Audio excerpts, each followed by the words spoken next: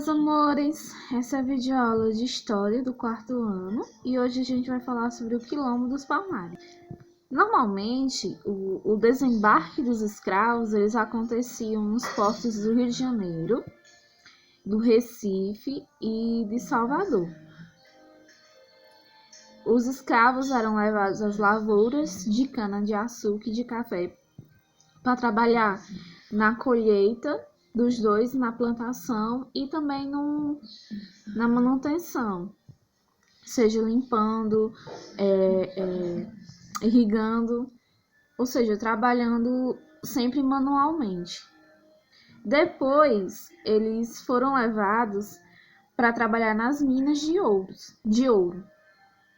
A maioria dos escravos foram levados para trabalhar na mina, com pouca ou nenhuma condição de trabalho, e a maioria deles não conseguiam viver muito por conta disso.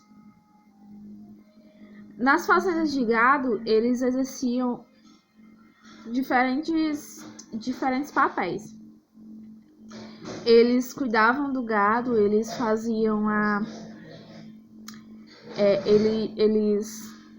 eles tiravam leite.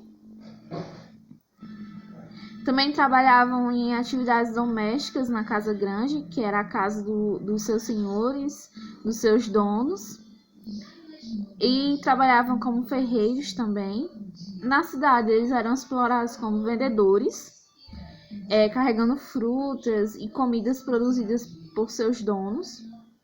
E para eles não fugirem, como eles ficavam na cidade praticamente sozinhos, né? Vendendo as frutas e as comidas dos seus donos, eles usavam uma canga no pescoço. Era como se fosse uma coleira, uma ferradura que deixava o escravo preso. E quando chegavam, tinham até de seguir a religião dos seus donos. Na África, a maioria das pessoas não segue a religião católica, não seguia a outros tipos de religião chamada religião preta, na região negra. O candomblé é um exemplo da religião que é a mais comum da região da África. Mas quando chegavam aqui, eles eram proibidos de praticar a sua religião. E eles tinham que seguir o catolicismo, que era a religião dos seus donos, dos seus senhores. Muitas mulheres passavam a ser mucamas, cozinhando, cuidando da casa, lavando a roupa, trabalhando como uma empregada doméstica, né? E para muitos senhorzinhos e senhorzinhas, que eram os filhos dos fazendeiros, dos donos de escravos, as escravas tomavam-se a mãe preta ou ama de leite. Ama de leite porque elas acabavam amamentando os filhos dos senhores, dos donos de escravos. Muitas vezes os escravos eram atacados pelo banzo.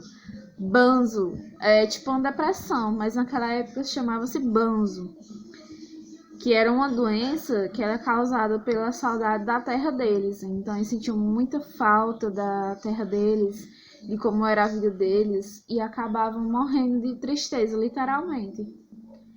Essa depressão ele atacava com bastante força neles e eles acabavam morrendo por conta disso.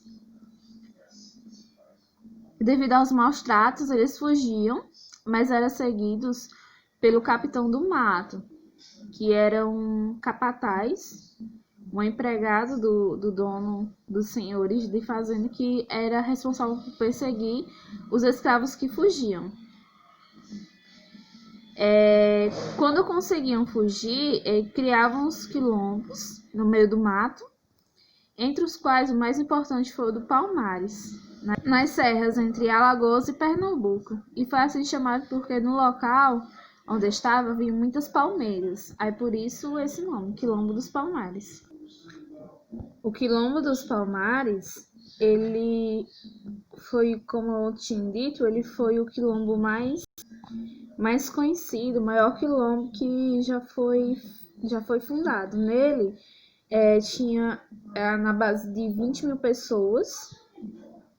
Entre elas tinham os escravos fugidos, alguns indígenas e homens brancos que eram fora da lei, que acabavam infringindo a lei e fugiam para o quilombo. Zumbi dos Palmares, ele foi um grande líder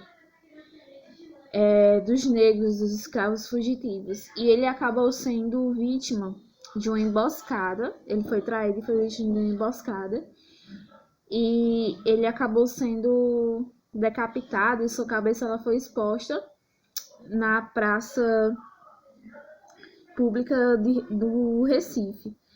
Isso aconteceu no dia 20 de novembro de 1695 e foi tomado como marco para o Dia da Consciência Negra. Então, todo ano, dia 20 de novembro, a gente comemora o Dia da Consciência Negra, que foi o dia da morte de Zumbi dos Palmares. Mas quem foi Zumbi dos Palmares? Ele foi o mais famoso dos quilombos. Foi o Quilombo dos Palmares, atual Alagoas. Esse quilombo era chefiado por Zumbi. E houve 25 expedições que tentaram destruir o Quilombo dos Palmares, mas não tiveram sucesso. Diante de tal resistência, o governador de Pernambuco contratou o bandeirante paulista Domingos Jorge Velho para destruir o quilombo, porque temia sua força, de tão grande que era o quilombo.